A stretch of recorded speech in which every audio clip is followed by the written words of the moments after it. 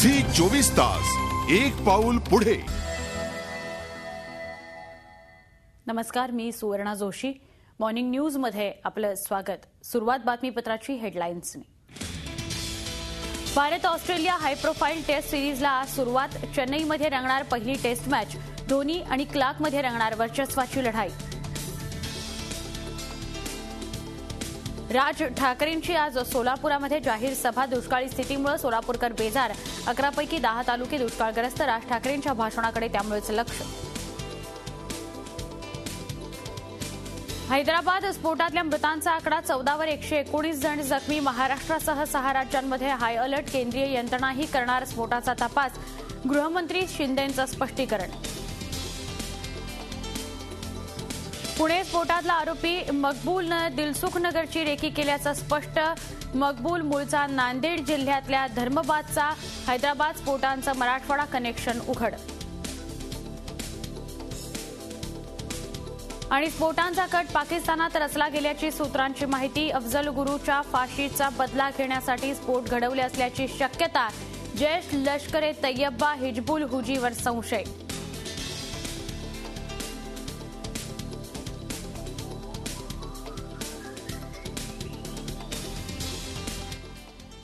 Hyderabad blast संदर्भातल्या सुरुवातीला बातम्या आपण पाहणार आहोत. हैदराबाद बॉम्बस्फोटातील मृतांचा आकडा 14 वर गेलेला आहे, तर 119 जण जखमी झालेले आहेत. यातल्या 6 जणांची प्रकृती गंभीर आहे. मृतांच्या नातेवाईकांना आंध्र सरकारकडून प्रत्येकी 6 लाख तर पंतप्रधान निधीतून 2 लाखांची मदत मिळणार आहे. स्फोटात 119 जण जखमी झाल्याचं कळतं आहे. अधिकृत माहिती 119 जण जखमी झाल्याची, त्यामधले 6 जण गंभीर आहेत आणि 14 जण मृत पावलेले आहेत. जखमींचा वैद्यकीय खर्च जो आहे तो सरकार करणार आहे. आंध्र प्रदेश सरकारकडून प्रत्येकी 6 लाख आणि पंतप्रधान निधीतून 2 लाखांची मदत केली जाणार आहे.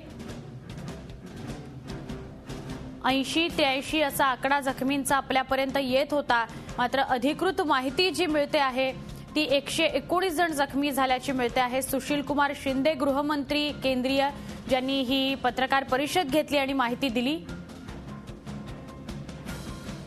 हैदराबाद बॉम्बस्फोटातील मृतांचा आकडा 14 वर पोहोचलाय, तर 119 जण जखमी झालेत. यातल्या 6 जणांची प्रकृती गंभीर आहे.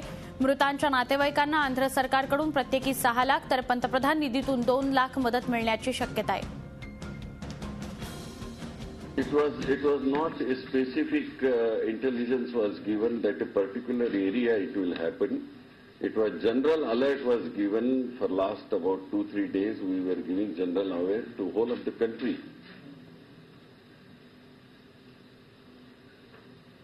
And that's all. So there have been threats earlier also, but so do you think police have failed to protect the people? Beg pardon? Earlier there have been some threats also in Hyderabad city. So do you think police have failed? I don't think police have failed. You see, it cannot be said at this moment. This moment, you see, one has to go into the details. If there was threat perception earlier, it will come in the investigation. It will be too early to talk on such lines.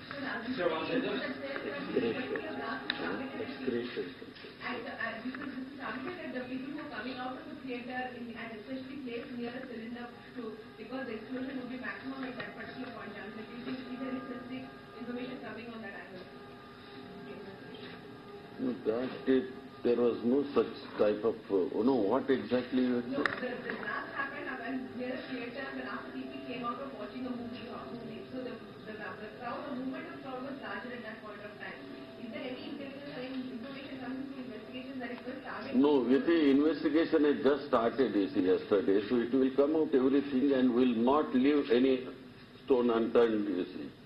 We will find out everything. The state government has given 6 lakh of rupees to the death family, and the Prime Minister has given 2 lakhs from the Prime Minister Fund and 50,000 to the injured. The same thing, 50 to 1 lakh has been given by state government by the Chief Minister, and all the medical expenses will be borne by the state government. Sir, what kind of political or research organization had tapped some of the home sources. What do you suspect? Do you suspect it's the act of Indian Mujahideen or some other? At this moment, it cannot be told anything. The matter is under investigation. केंद्रीय गृहमंत्री सुशीलकुमार शिंदे यांनी पत्रकारांशी संवाद साधला. 8 लाखांची मदत मिळणार आहे जे ब्लास्टने बाधित झालेले आहेत. संसद हल्ल्याचा सूत्रधार अफजल गुरुच्या फाशीचा बदला घेण्यासाठी हैदराबादमध्ये बॉम्बस्फोट घडवून आणल्याची माहिती समोर येते. या बॉम्बस्फोटांचा कट सीमेपलीकडे पाकिस्तानात रचला गेल्याचीही सूत्रांची माहिती आहे. गुप्तचर खात्यानं याबाबत सुरक्षा यंत्रणांना माहिती दिली आहे. बॉम्बस्फोटांमागे अतिरेकी संघटनांचा हात असल्याचा संशय व्यक्त केला जातो आहे आणि पाकिस्तानात या हैदराबाद स्फोटांचा कट रचला गेला अशीही माहिती सूत्रांकडून मिळते आहे. अफजल गुरुला जी फाशी दिली गेली त्या फाशीचा बदला म्हणून हैदराबादमध्ये हे स्फोट घडवले गेले असंही सूत्रांकडून कळतं आहे. दिलसुख नगर हा जो भाग आहे हैदराबादमधला अत्यंत गजबजलेला असं हे ठिकाण आहे आणि तिथेच हे 2 ब्लास्ट घडवले गेले. जास्तीत जास्त जीवितहानी करण्याचा प्रयत्न या स्फोटांमागे होता आणि हा स्फोट जो आहे तो अफजल गुरुची फाशी झाली त्याचा बदला घेण्यासाठी म्हणून केला गेला असंही सूत्रांकडून कळतं आहे. काल झालेल्या बॉम्बस्फोटानं हैदराबादमधील नागरिक पुरते हादरून गेलेले आहेत. आज सकाळी सुद्धा स्फोटाची धग जाणवत होती. नागरिक धास्तावलेले दिसत होते. सर्वत्र कडेकोट पोलीस बंदोबस्त ठेवण्यात आला होता. दिलसुख नगर एसटी बसस्थानकाजवळच हा स्फोट झाल्यानं जास्तीत जास्त जीवितहानी करण्याचा दहशतवाद्यांचा इरादा होता हे अगदी स्पष्ट आहे. आज सकाळी आमचे प्रतिनिधी केशव घोणसे पाटील यांनी तिथल्या परिस्थितीचा आढावा घेतला.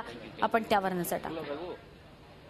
हैदराबादला अगदी लागून असलेला सायबराबादचा हा भाग, त्या भागातील याच दिलसुख नगर या भागामध्ये झालेल्या 2 स्फोटांमध्ये एकूण 13 जणांचा बळी गेला. आपण या ठिकाणी पाहू शकतो हा जो भाग आहे त्या ठिकाणी फळांची मोठी बाजारपेठ आहे. त्याचबरोबर शेजारच्या आपण जर ठिकाणं पाहिले तर ह्या शहराचा अगदी हा मध्यवर्ती असणारा भाग आहे. त्याचबरोबर अगदी या उजवीकडे जर आपण पाहिलं तर या ठिकाणी आहे दिलसुख नगरचं बसस्थानक. अत्यंत मध्यवर्ती असं हे बसस्थानक मानलं जातं. याच ठिकाणाहून शहराच्या विविध भागांमध्ये शहर वाहतूक करणाऱ्या बसेस जात असतात. एकूणच एकंदर ही जर संपूर्ण परिस्थिती पाहिली तर फक्त स्फोट घडवणे किंवा स्फोट घडवून दहशत माजवणे हाच केवळ हेतू या स्फोटामागे नव्हता, तर जास्तीत जास्त जीवितहानी कशी होईल अशा पद्धतीनेच या ठिकाणी आखणी केली गेल्याचं आपल्याला दिसतंय. अत्यंत गजबजलेला भाग, जास्तीत जास्त नागरिकांचे जीव कसे घेतले जातील अशा पद्धतीने केलेली आखणी ही आपल्याला या स्फोटांमागे दिसून येते. त्याचबरोबर ज्या पद्धतीने सायकलवर हा स्फोट करण्यात आला, देशाच्या विविध भागांमध्ये इंडियन मुजाहिदीन या दहशतवादी संघटनेने सायकलचा वापर करून बॉम्बस्फोट घडवले, त्याच पद्धतीचा वापर या ठिकाणीही करण्यात आल्याचं आपल्याला दिसून येत आहे. झी 24 ताससाठी कॅमेरामॅन गिरीशसह केशव घोणसे पाटील, हैदराबाद. हैदराबाद स्फोटांचं मराठवाडा कनेक्शन उघड होत आहे.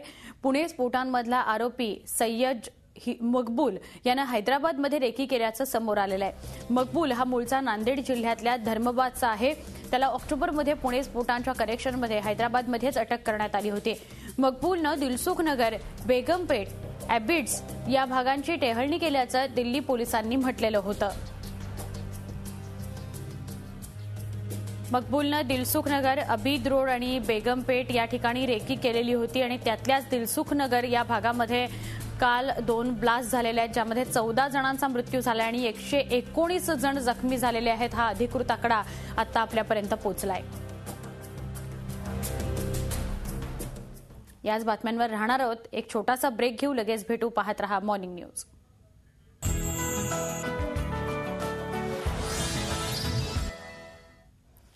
हैदराबादच्या दिलसुख नगरमध्ये काल संध्याकाळी 7:30च्या दरम्यान 2 ब्लास्ट झाले. आत्ताची अधिकृत माहिती अशी आहे 119 जण जखमी झालेले आहेत आणि जवळपास 14 जणांचा मृत्यू झालेला आहे.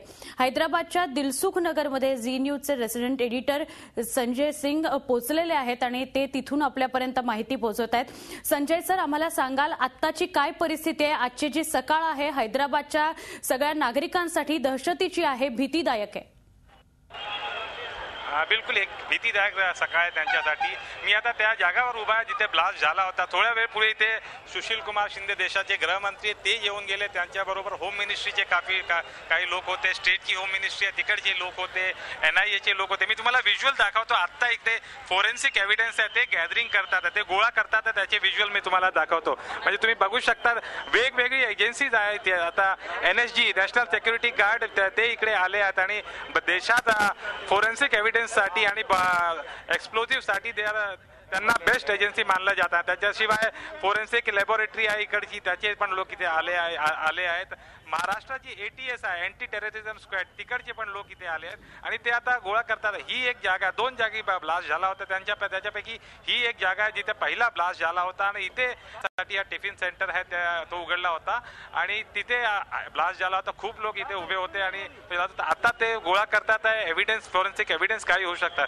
एक अशी आशंका झाली आता की सायकल बॉम्ब होता त्याच्या टिफिनमध्ये, बहुतेक टिफिनमध्ये एक बॉम्ब ठेवला असेल, पण ती बातमी आतापर्यंत कन्फर्म नाही झाली आहे. कन्फर्म त्याची खात्री व्हायची आता राहिली आहे. आता हे जे एव्हिडन्स कलेक्ट करतात, तुमचे व्हिज्युअल तुम्ही बघू शकता, ते एव्हिडन्स ते घेऊन जाणार आणि त्याची केमिकल अनालिसिस वगैरे होणार. त्याच्यानंतर आपल्याला ठाऊक पडणार की कुठला ब्लास्ट होता, म्हणजे अमोनियम नायट्रेट यूज केला होता त्याच्यात किंवा RDX यूज केला होता, कारण खूप हाय इंटेन्सिटीचा ब्लास्ट होता. त्याच्यासाठी देशाची सगळी वेगवेगळी एजन्सीज आहे ते इकडे आले आहेत आणि ते सगळे एव्हिडन्स आहेत ते गॅदर करतात. नक्की संजय सर, म्हणजे पुरावे आता शोधण्याचं काम सुरू आहे. छोटे छोटे पुरावे गोळा केले जात आहेत आणि काय स्फोटकं वापरली होती या ब्लास्टसाठी त्याची आता चाचपणी यानंतरच्या काळात होईल. मात्र संजय सर, आतापर्यंत जी काही माहिती मिळते त्यामध्ये असं कळतंय की हा स्फोट जो होता तो पाकिस्तानमध्ये रचला गेला. मकबूल जो आहे त्याने याची रेकी केलेली होती या वेगवेगळ्या भागांची आणि त्यामुळे त्यातल्या एक म्हणजे दिलसुख नगर जो भाग आहे तिथे हा ब्लास्ट झालेला आहे.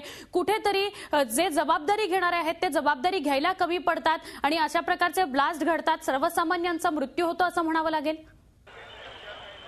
आतापर्यंत कुठल्या पण दहशतवादी संघटनेने याची जबाबदारी घेतली नाही आहे आणि वेगवेगळी थिरीज चालू आहे, इंडियन मुजाहिदीन किंवा ISI किंवा दुसरे. आतापर्यंत खात्रीपूर्वक काही बातमी नाही की कोण होतं. बहुतेक जे डाऊट आहे, शक आहे ते इंडियन मुजाहिदीनच्या वरती चाललाय आणि मी सांगतो आपल्या महाराष्ट्रामध्ये इंडियन मुजाहिदीनची खूप म्हणजे कॉन्सन्ट्रेशन आहे. कारण त्याच्याबद्दल महाराष्ट्राची ATSची टीम आहे ते इथे आली आहे. महाराष्ट्रामध्ये परभणी, जालना, उस्मानाबाद, नांदेड या आणि हा इलाका याला पूर्वी पण टार्गेट केला होता. मी तुम्हाला दाखवतो इथे व्हिज्युअल आहे दिलखुश नगरची. आता हे व्हिज्युअल परत मी दाखवतो तुम्हाला कसे एव्हिडन्स गॅदरिंगचे काम चालू आहे. या एरियामध्ये 2007-2008 मध्ये पण एकदा बॉम्ब प्लांट केला होता, पण तो बॉम्ब डिफ्यूज केला होता, बॉम्ब ब्लास्ट झाला नव्हता. ही जी एरिया आहे ही एरिया बेसिकली कमर्शियल एरिया आहे. म्हणजे मी तुम्हाला व्हिज्युअल दाखवतो. हे सगळे इथे खूप प्रमाणात कोचिंग क्लासेस आहेत आणि एज्युकेशनल इन्स्टिट्यूशन्स आहेत आणि सिनेमा हॉल पण इथे पार्टी आहे एक आणि त्याच्याबद्दल खूप इकडे गर्दी असतात आणि कदाचित ती गर्दी असेल आणि त्याच्यात जास्त इम्पॅक्ट व्हावा तो म्हणून आतंकवादी आहे, टेररिस्टने ही जागा आहे ही टार्गेट केली असेल. कारण हैदराबाद मधली सर्वात वन ऑफ द मोस्ट बिझीएस्ट आपण सर्वात बिझी स्ट्रीट आहे ते आम्हाला सांगू शकतो. हा एरिया बघा कसा कॉर्डन ऑफ केला आहे या एरियामध्ये आणि वाहतूक आहे आता हा पावतोय वाहतूक आहे ते क्लोज केली आहे. खूप प्रमाणात लोक इकडे येतात आहे बघायला की काय झालं आहे आणि इथे ही जागा इथेच बस स्टँड पण आहे, दिलखुश नगर बस स्टँड. म्हणजे ही जागा एकदम भीडभाडवाली जागा असते आणि संध्याकाळी इकडे काफी प्रमाणात इकडे लोक इथे उभे असतात आणि त्याला बघून केलं आहे. आता आपण इथे सगळ्या एरियामध्ये दुकाने सगळे बंद केली आहेत पोलिसांनी, कारण एव्हिडन्स गॅदर करायला त्यांना डिस्टर्बन्स नाही पाहिजे. आणि तुम्ही बघू शकता किती प्रमाणात लोक इथे आले आहेत आणि बघायला पण लोक येतात, औन लोक आपण म्हणतात आणि त्याच्याकडून काही पण डिस्टर्बन्स व्हायला नको जांचमध्ये, इन्व्हेस्टिगेशनमध्ये, त्याच्यासाठी पोलिसने सगळ्या एरियाला कॉर्डन ऑफ केलं आहे. नक्की नक्की नक्की संजय सर, ही माहिती दिल्याबद्दल धन्यवाद. संजय सिंग स्वतः हैदराबादच्या या दिलसुख नगरमध्ये उपस्थित आहेत आणि तिथून ते माहिती देत होते आपल्याला. तिकडच्या परिस्थितीची किंवा तिकडचा एकंदर जो परिसर आहे त्याचा आढावा आपल्या सगळ्यांना आला असेल. अत्यंत गजबजलेला असा हा परिसर आहे. बस स्टँड बाजूला आहे आणि सगळं कमर्शियल कॉम्प्लेक्स आपण म्हणूया किंवा कमर्शियल एरिया आपण म्हणूया तसा हा भाग आहे. 119 जणांचा मृत्यू झालाय, 119 जण जखमी झालेले आहेत आणि जवळपास 14 जणांचा मृत्यू या ब्लास्टमध्ये झालेला आहे. आपण अधिक माहिती, अधिक अपडेट घेत राहणार आहोत. एक छोटासा ब्रेक पाहत रहा मॉर्निंग न्यूज.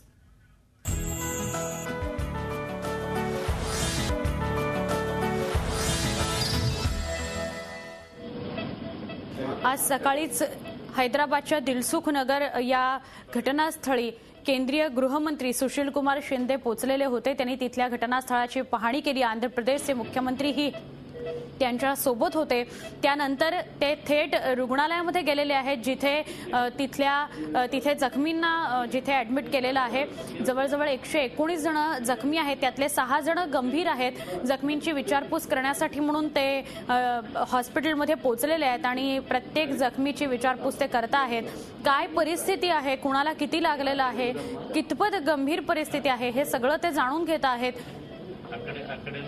119 जण जखमी झालेले आहेत, 6 जण गंभीररित्या जखमी झालेत आणि 14 जणांचा मृत्यू या ब्लास्टमध्ये झालेला आहे. जो काही हॉस्पिटलचा खर्च येणार आहे, वैद्यकीय औषधांचा, वैद्यकीय सेवेचा जो काही खर्च असेल तो सगळा सरकार करणार आहे, असंही माहिती सुशील कुमार शिंदे यांनी दिलेली आहे. जखमींना 50,000 रुपयांची मदत केली जाणार आहे. प्रत्येकी 50,000ची ही मदत असेल. मृत जे झालेले आहेत त्यांच्या घरच्यांना 8 लाखांची मदत मिळणार आहे सरकारकडून, 6 लाख आणि 2 लाख पंतप्रधान निधीतून.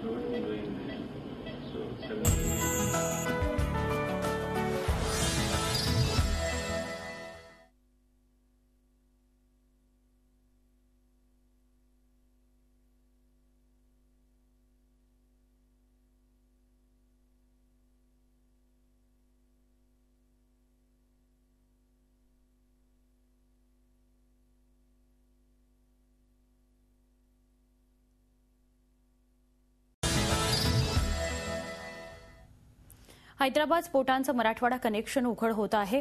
पुणे स्फोटातला आरोपी सय्यद मकबूलनं हैदराबादेत रेकी केल्याचं समोर आलंय. मकबूल हा मूळचा नांदेड जिल्ह्यातल्या धर्माबादचा आहे. त्याला ऑक्टोबरमध्ये पुणे स्फोटांच्या कनेक्शनमध्येही हैदराबादमध्येच अटक करण्यात आली होती. मकबूलनं दिलसुख नगर, बेगमपेठ, ॲबिड्स या भागांची टेहळणी केल्याचं दिल्ली पोलिसांनी म्हटलेलं आहे.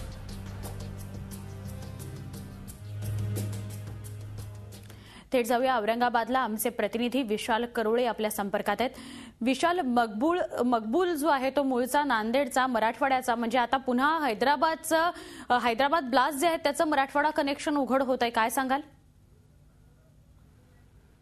निश्चितपणे पुण्यात जो ब्लास्ट झाला होता त्या प्रकरणी मराठवाड्यातून 4 जणांना अटक करण्यात आली होती. त्यात असद खान, इम्रान खान ही लोक होती महत्त्वाची. यातला असद खान हा औरंगाबादचा होता आणि तो मास्टर माइंड होता. त्याची जेव्हा चौकशी करण्यात आली त्याच्या चौकशीतून सय्यद मकबूल आणि इमाम खान ही 2 नावं पुढे आली होती. त्यात सय्यद मकबूल हा पोलिसांकडे नव्हता. 26 ऑक्टोबरला म्हणजे 2 महिने आधीच पोलिसांनी त्याला अटक केली. त्याच्याकडे चौकशी केल्यानंतर अशी धक्कादायक माहिती पुढे आली की सय्यद मकबूल आणि इमाम खान या दोघांनीही रियाज भटकळच्या सांगण्यावरनं हैदराबादच्या या बॉम्बस्फोट झाला त्या भागांची चौकशी रेकी केली आहे. त्यांनी पाहणी केली आहे आणि त्याची सगळी इन्फॉर्मेशन त्यांनी रियाज भटकळ आणि त्यांच्या साथीदारांकडे पोहोचली आहे. आपण याच्या आधी बघितलं आहे की मराठवाड्यात रियाज भटकळचं स्लिपिंग नेटवर्क आहे, ते नेहमीच काम करतं आणि त्यांनी जी मुलं उभी केलेली आहे दहशतवादी कारवायांसाठी ती कारवाया करत राहतात. आणि मुळात धर्माबाद आणि नांदेड हा जो भाग आहे हा हैदराबादच्या सीमावर्ती भाग आहे, म्हणजे जवळ भाग आहे. कोणी सहज 1 दिवसात हैदराबादला जाऊन रेकी करून परत म्हणजे नांदेडला येऊ शकतं अशा पासरचा हा जवळचा भाग आहे.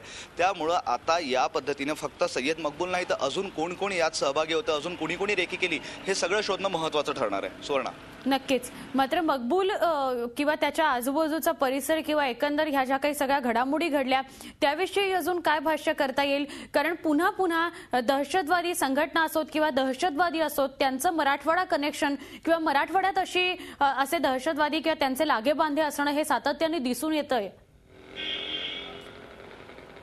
रियाज भटकळ, त्याच्यानंतर त्याच्या हिमायत अन्सारी ही काही लोक जी महत्त्वाची होती, जी दहशतवादात प्रामुख्याने पुढं त्यांचं नाव पुढे येत होतं, या सगळ्यांचं मराठवाडा कनेक्शन आहे आणि यांनी गेल्या काही वर्षांमध्ये काही दिवसांमध्ये मराठवाड्यात जबरदस्त एक स्लीपर सेल तयार केला आहे अशी माहिती मिळते. त्याच अनुषंगानं ATS वारंवार कारवाई करत असतं. गेल्या महिन्यात सुद्धा ATSनं या प्रकरणी 4 जणांना अटक केली होती. त्याच्यानंतर एक वॉन्टेड लिस्ट सुद्धा ATSनं तयार केली आहे. त्या लोकांना पकडून देण्यासाठी 10 लाखांचं बक्षीसही जाहीर केलं आहे. हैदराबादला हा जो ब्लास्ट झाला त्यामध्ये आता या लोकांचंही नाव आहे की नाही याचा तपास करणं महत्त्वाचं ठरणार आहे. कदाचित हे जे 4 वॉन्टेड आरोपी आहे ATS त्यांचा शोध घेत आहेत, हेही हैदराबादमध्ये लपून बसले असण्याची शक्यता वर्तवण्यात येऊ शकते. ATS सध्या याबाबत बोलण्यास काही तयार नाही. मात्र काल रात्रीपासून मराठवाड्यात सगळीचकडे ATSची पथकं फिरत आहेत. हॉटेल्सची, संशयित व्यक्तींची तपासणी त्यांनी सुरू केली आहे. 1-2 जणांना आंध्राकडून येणाऱ्या त्यांनी चौकशीसाठी ताब्यातही घेतलं होतं, मात्र त्यांना सोडून देण्यात आलं. मात्र एक गोष्ट लक्षात येतं की हैदराबाद ब्लास्ट नंतर आता ATS जागा झालेला आहे आणि हैदराबादल्या ब्लास्ट नंतर मराठवाड्यात पुन्हा एकदा जोरदार धरपकड होण्याची शक्यताही नाकारता येत नाही. नक्की, धन्यवाद ही माहिती दिल्याबद्दल.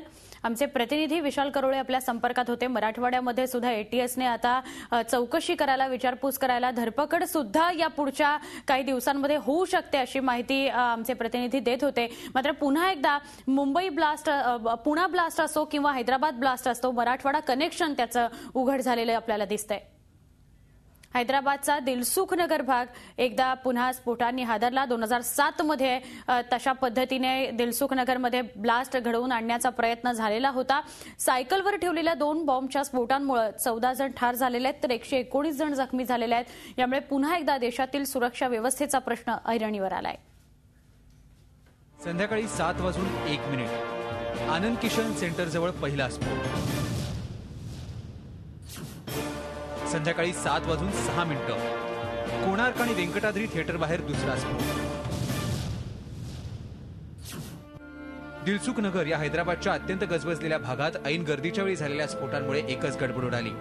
आधी या भागात 2002 साली स्फोट घडवण्यात आले होते. त्यानंतर पुन्हा एकदा निष्पापांच्या किंचाळ्यांनी हा भाग हादरला.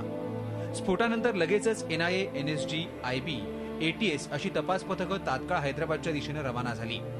100 ते 150 मीटर अंतरावर असलेल्या सायकलवर ठेवलेल्या टिफिन बॉक्समधून हे स्फोट घडवण्यात आल्याचं समजतंय. या हल्ल्याची पूर्वसूचना 2 दिवसांपूर्वी मिळाल्याचं केंद्रीय गृहमंत्री सुशीलकुमार शिंदेंनी सांगितलं.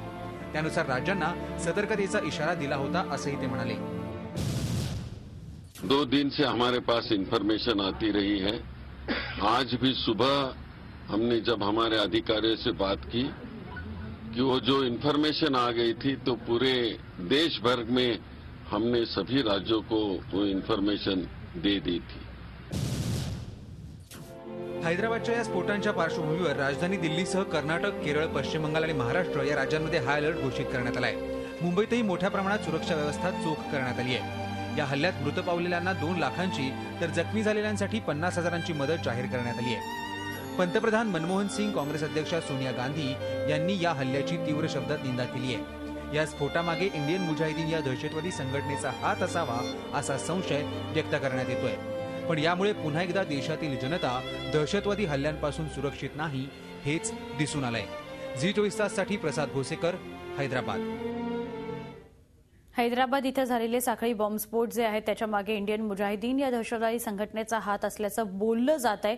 कारण 13 जुलै 2011 साली मुंबईत झालेले साखळी बॉम्बस्फोट आणि ऑगस्ट 2012 साली पुण्यात जे 4 साखळी बॉम्बस्फोट झाले होते त्यावेळी सुद्धा सायकलचाच वापर ब्लास्टसाठी करण्यात आला होता.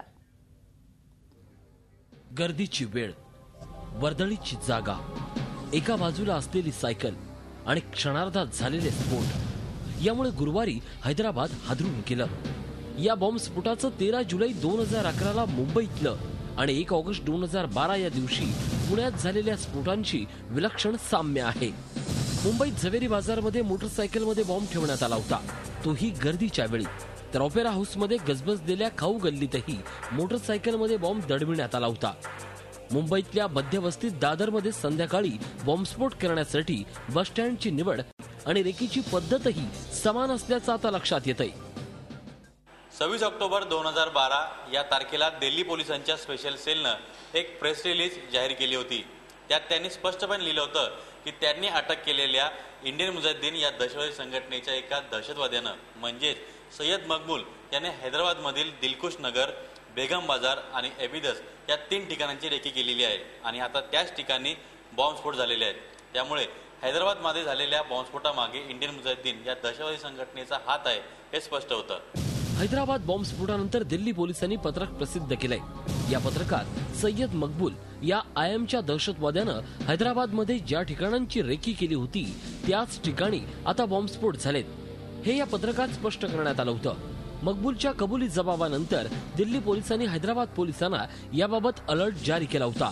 मात्र या अलर्टला हैदराबाद पोलिसांनी गांभीर्यानं घेतलं नाही हेच गुरुवारच्या स्फोटामुळे स्पष्ट झालंय.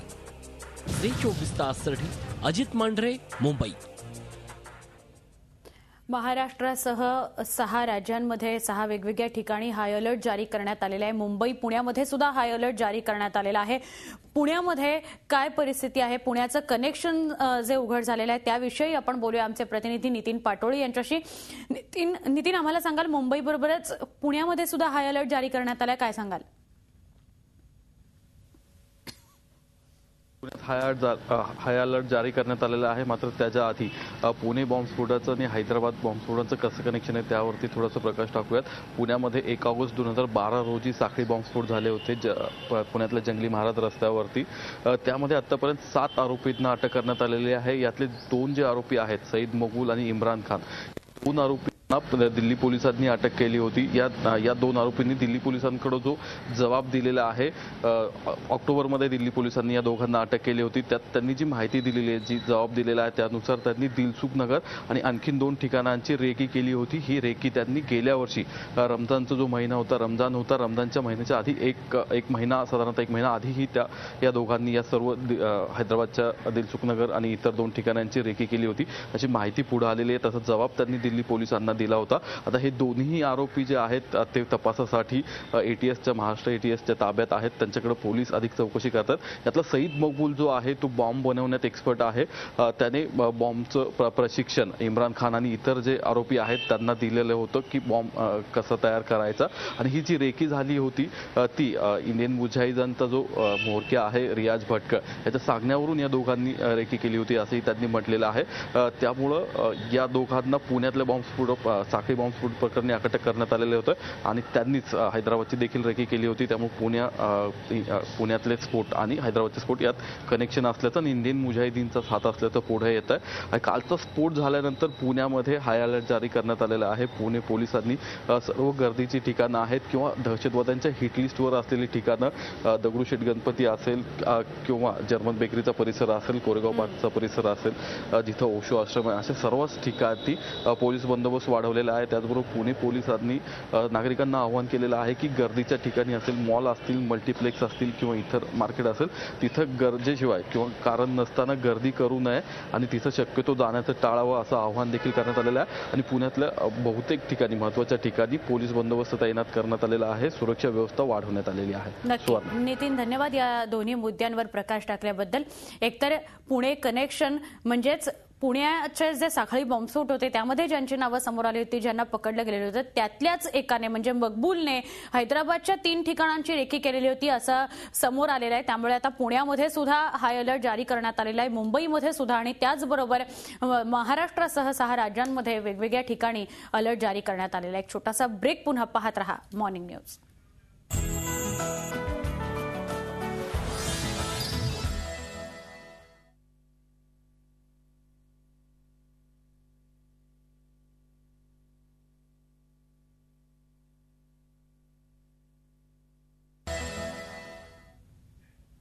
बातमीपत्रात स्वागत. गुजरातमधील क्रीक इथून 30 पाकिस्तानी नागरिकांना अटक करण्यात आली आहे. 10 बोटींमधून हे पाक नागरिक जात असताना त्यांना ताब्यात घेण्यात आलेलं आहे. हैदराबाद स्फोटांच्या पार्श्वभूमीवर अटक करण्यात आलेल्या या पाक नागरिकांमुळे संशयात आणखीनच भर पडली आहे. क्रीक भागातून 30 पाकिस्तानी जे आहेत त्यांना अटक करण्यात आलेली आहे. 10 बोटींमधून हे 30 पाकिस्तानी प्रवास करत होते. हैदराबाद स्फोटांची लिंक तपासली जाणार आहे आणि म्हणून यांना ताब्यात घेण्यात आलेलं आहे. गुजरातमधल्या क्रीक भागातून 30 पाकिस्तानी नागरिकांना अटक करण्यात आली आहे. 10 बोटींमधून हे जे 30 नागरिक आहेत ते प्रवास करत होते. पाक नागरिक जे आहेत त्यांना जात असताना ताब्यात घेण्यात आलेला आहे आणि त्यांची आता चौकशी केली जाईल हैदराबाद बॉम्बस्फोटांच्या पार्श्वभूमीवर. गेल्या काही वर्षांमध्ये हैदराबाद, दिल्ली, मुंबई, पुणे किंवा गुवाहाटी या सगळ्या ठिकाणी वेगवेगळे बॉम्बस्फोट झालेले आहेत. त्याचे डिटेल्स आपण ग्राफिक्सच्या माध्यमातून पाहूया. मुंबईत बॉम्बस्फोट झाला 13 जुलै 2011ला. 20 ठार झाले, 100 जण जखमी झाले होते. आसाममध्ये जो ब्लास्ट झाला 30 ऑक्टोबर 2008ला 61 ठार, 300 जखमी झाले होते. दिल्लीमध्ये बॉम्बस्फोट झाला 27 सप्टेंबर 2008ला, 1 ठार झालेला होता. दिल्लीत बॉम्बस्फोट झाला 13 सप्टेंबर 2008ला, 21 ठार, 100 जण जखमी झालेले होते. अहमदाबादमध्ये 26 जुलै 2008ला, बॉम्बे 2008ला 1 ठार, 150 जखमी. जयपूरमध्ये बॉम्बस्फोट झाले 13 मे 2008ला, 63 ठार, 150 जखमी. हैदराबादमध्ये ब्लास्ट झाले 25 ऑगस्ट 2007ला, 42 ठार, 50 जखमी.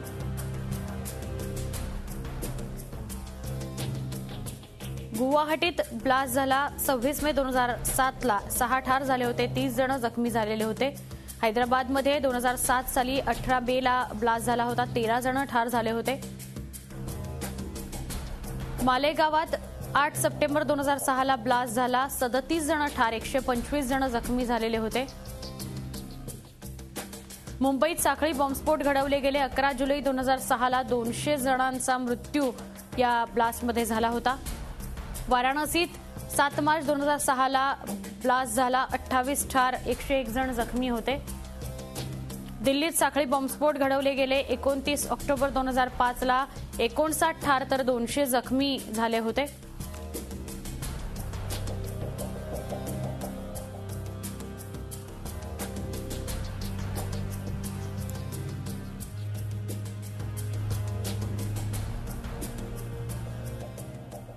हैदराबादचा हा जो ब्लास्ट झालेला आहे 119 जण जखमी झालेत आणि 14 जणांचा मृत्यू झाल्याची अधिकृत माहिती आपल्यापर्यंत आलेली आहे. अगदी गजबजलेल्या परिसरामध्ये हा ब्लास्ट करण्यात आला होता जेणेकरून जास्तीत जास्त जीवितहानी या दोन्ही ब्लास्टमुळे होऊ शकेल.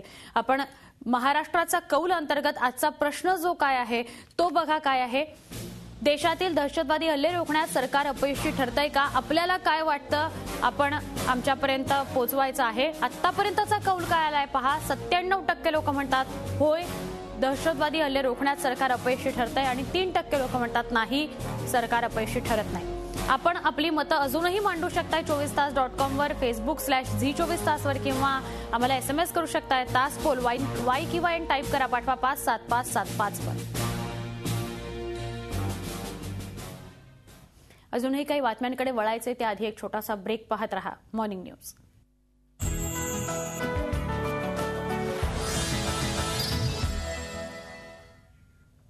मॉर्निंग न्यूजमध्ये स्वागत. मनसे अध्यक्ष राज ठाकरे यांची आज सोलापुरामध्ये जाहीर सभा होतीये. कोल्हापूर खेडनंतर राज ठाकरे सोलापुरामध्ये काय बोलणार याकडे आता लक्ष आहे. सगळ्यांचं लक्ष याचकडे आहे कारण 10 तालुके जे आहेत ते 11 तालुक्यांपैकी 10 तालुके दुष्काळग्रस्त आहेत. त्यामुळे ते सोलापूर जिल्ह्यामध्ये असलेल्या दुष्काळामुळे लोक जे हैराण झाले त्याविषयी काय बोलतात ते पाहणं महत्त्वाचं ठरणार आहे. जनावरांच्या चाऱ्याचा प्रश्न निर्माण झालाय. या सगळ्या पार्श्वभूमीवर राज ठाकरे आज सोलापुरामध्ये येत आहेत. त्यामुळे त्यांच्या संवादाकडे, त्यांच्या भाषणाकडे सगळ्यांचं लक्ष असेल.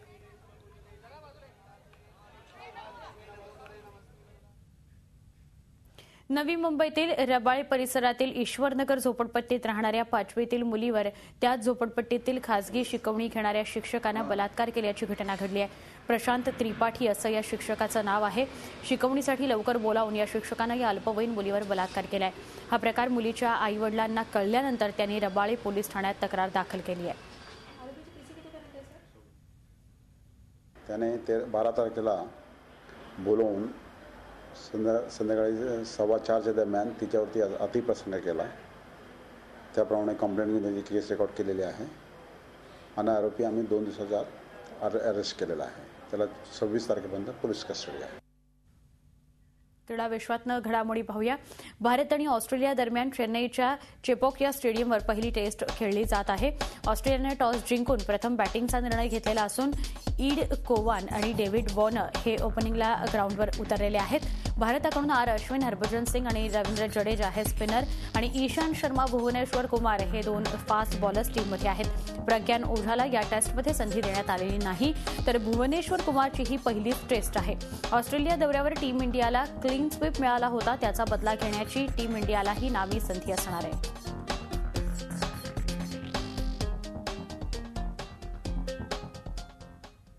आणि मॉर्निंग न्यूजमध्ये आज आपण इथेच थांबतोय. तुम्ही पाहत रहा झी 24 तास, एक पाऊल पुढे.